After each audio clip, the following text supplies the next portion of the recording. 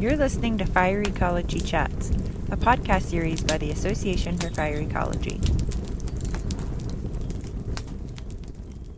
Hello, everyone. Bob Keane here again, talking about papers that have been published in Fire Ecology. I am the editor-in-chief of the internationally renowned journal Fire Ecology, and today we have two special people here today, Jeffrey and Solomon, and they're going to be talking about a subject that is near and dear to my heart. I'll give you the title. It's called Beyond Average, a new approach to calculating fire regime departures applied to the western United States forests. Jeffrey and Solomon, how are you? Jeffrey, do you want to introduce yourself? Yeah, so I'm Jeffrey Chandler. I'm the lead author of this paper. Currently, I am working as a research analyst at the University of Montana, primarily doing fire risk assessments. And this work came out of my master's in systems ecology. Thanks for coming today, Jeffrey. Really appreciate it. And then we have my old friend, Solomon Dobrowski. Solomon, you want to introduce yourself? Yeah, thanks, Bob. How are you doing today? Very good. Great. My name's Solomon Dobrowski. I am a professor at the University of Montana. I'm a landscape ecologist. Well, welcome you two, and I'm so glad you came and talked about this paper. Jeffrey, do you want to give us a quick thumbnail sketch of what the paper's all about? Sure. Essentially, wildfires today do not look like they did historically because of changes in the climate and in our management. And oftentimes, these changes are measured using averages, like the average time between fires. But those averages can hide important shifts in how these wildfires are burning across landscapes. For example, you may be seeing smaller, more variable fires where they burn in all these patches, or they may be large, simple fires. So we believe that capturing those changes can aid in science, management, and just general thinking about fire science. And our goal was to compare the full spread of these different fire attributes in the past to what we see today, giving us a more complete picture of how these wildfires have changed. Wonderful. Yeah, it's a great paper. It's a topic that's near and dear to my heart. I've always thought that the next big revolution in ecology is going to be how we quantify variation. So, Solomon, can you tell us all about the importance of variation in this study?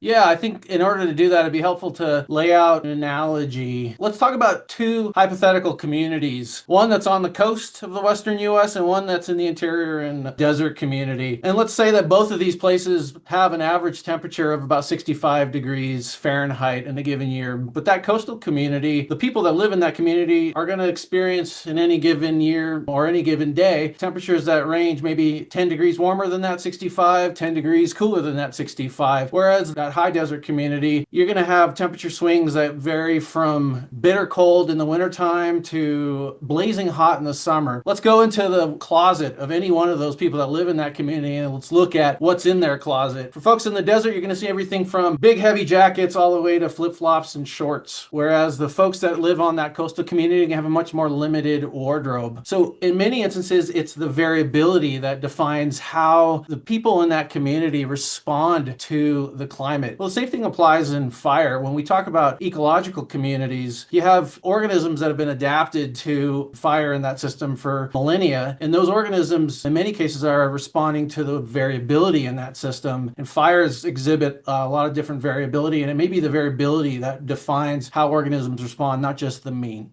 I agree. The worst thing we ever did in fire was tell the fire manager that we described the fire regime as a mean instead of a range or some other index of variation. So this paper really attacks that. And Jeffrey, I wonder if you can give us a little peek about the results.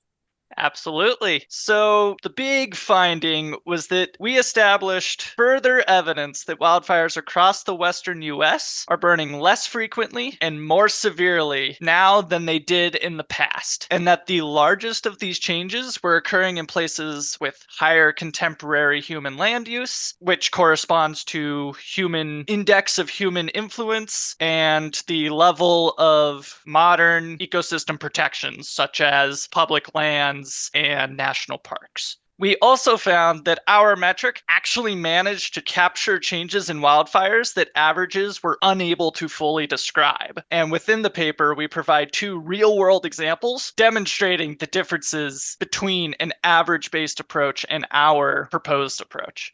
I am so glad you wrote this paper because it really needed to be written. And I think it's important that we extended past the fire regime concept into many, many other things, like the variation in intensities and severities and so on. So with that said, Solomon, what do you think the management implications of this paper would be? I think a key finding or an implication is that managing for the mean can be problematic. You can really miss the mark if indeed the key feature of a landscape or of a disturbance regime is nested in the variation that disturbance provides across the landscape, both variation that's occurring over time or variation that's unfolding over space. If that is the key feature and we're managing for an average, we may miss the mark in terms of actually doing something on the landscape that can capture or emulate or bring that variability back onto the landscape. And so what we're seeing in landscapes today, the way we manage fire is basically we're doing fuels reduction work to bring fire back onto the landscape. Well, we need to have places on the landscape that are experiencing fire both frequently and infrequently and across the board. And so we really want to broaden that out. And I think that variability is fundamental to ecosystem health. Yeah, well said. I want to thank both of you for coming on. Jeffrey, you want to recognize any co-authors of funding agencies? Absolutely. So I would like to shout out our co-authors, Alina Chandler from the University of Montana, Tyler Hecker from Vibrant Planet, and Sean Parks, formerly of the Aldo Leopold Wilderness Institute of the Forest Service, who was the primary source of funding. Now he works for Aerial Ray. Thank you again for taking your time, and thanks for such a great paper. Keep up the great work. If those of you listening are interested at all in the paper, which I can't believe you wouldn't be, you can download it for free because guess what? These guys have already paid the freight. Go ahead and download the paper. Fire Ecology is an open source journal, which means that anybody anywhere can download it for free. So if this paper excites you, please download it, and don't forget to tune in to the next Fire Ecology Chats. Thank you for listening to Fire Ecology Chats, a podcast series by the Association for Fire Ecology. If you enjoyed this episode, subscribe to our show and leave us a review. To learn more about fire ecology and support our future work by becoming a member, visit fireecology.org. FIREECOLOGY.org.